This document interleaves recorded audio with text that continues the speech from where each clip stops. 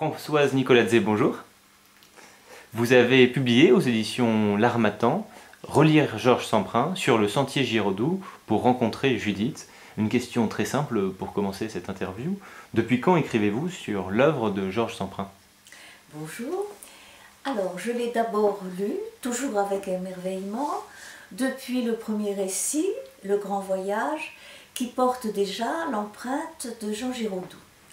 Cette œuvre matricielle a fait de Georges Semprin un grand témoin littéraire des tragédies du XXe siècle, s'étant lui-même engagé dans la résistance antifasciste et ayant connu le mal radical des camps de concentration nazis. Après la réécriture de ma thèse, la première sur cet auteur, que j'ai intitulée « La deuxième vie de Georges Semprin », j'ai continué d'écrire sur ces récits sempruniens qui sont à la fois narratifs et méditatifs, entre mémoire et fiction, et qui portent très haut les valeurs de lucidité et de liberté. Dans l'œuvre de Georges Semprin, les références littéraires sont très importantes et irriguent les textes. Celle de Jean Giraudoux est une constante, jusqu'au dernier roman paru en 2004, 20 ans et un jour. Pourquoi cette présence? L'adolescent Semprin est arrivé à Paris au moment de la chute de la République espagnole en mars 1939.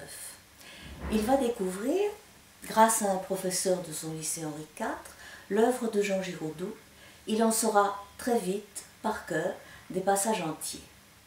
Cette écriture, celle de Giraudoux, à la fois précise et précieuse, est devenue tutélaire pour le jeune exilé. Elle lui ouvre la France, lui rend ses paysages familiers et lui promet la tendresse des femmes. Giraudoux va donc servir pour le narrateur semprinien d'espace littéraire protecteur, comme une figure de résilience dans des moments très intenses comme celui de la torture ou de l'expérience concentrationnelle.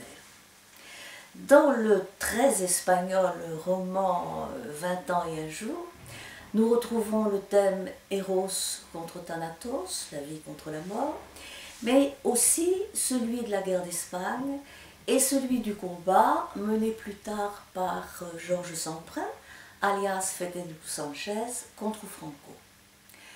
Le fil Giraudoux, avec sa pièce de théâtre Judith, est conducteur dans ce livre, mais il croise aussi un autre fil, le fil d'Artemisia Gentileschi, avec sa superbe peinture, le beau tableau de Judith et Holoferne, que je montre sur la couverture de mon livre.